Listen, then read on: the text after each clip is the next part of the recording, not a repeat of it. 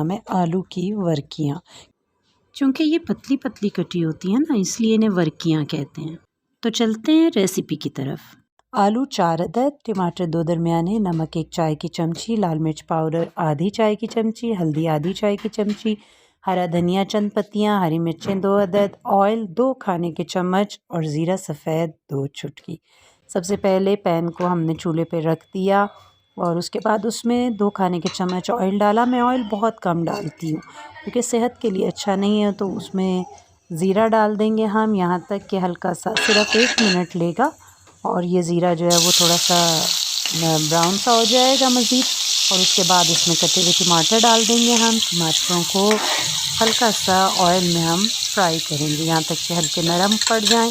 फिर मैंने मसाला एक बाउल में निकाल लिया था, नमक मिर्च हल्दी और लहसुन अदरक है इसके अंदर, हमने ये डाल दिया उस पैन के अंदर। और उसके बाद अब इसको 2 मिनट के लिए हम अगर ढक देंगे तो टमाटर हमारे नरम हो जाएंगे, भुनने आसान होंगे।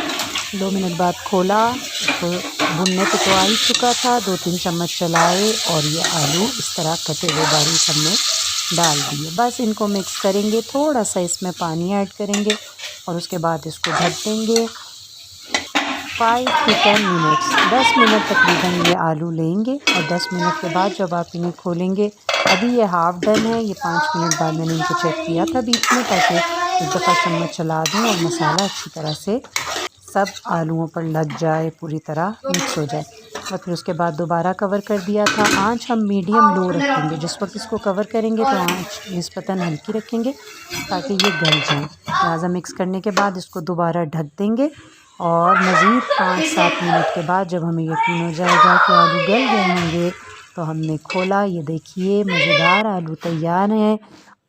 बस इस पर हरी मिर्चें काट कर डाल दें और जिस वक्त खाएं तो लीमू के साथ इसको आप सर्व करें तो बहुत ज़बरदस्त होगा। उम्मीद है आप ट्राई करेंगी। ये दोबारा से अज्जा देख लीजिए अगर कोई कमी हो और इंजॉय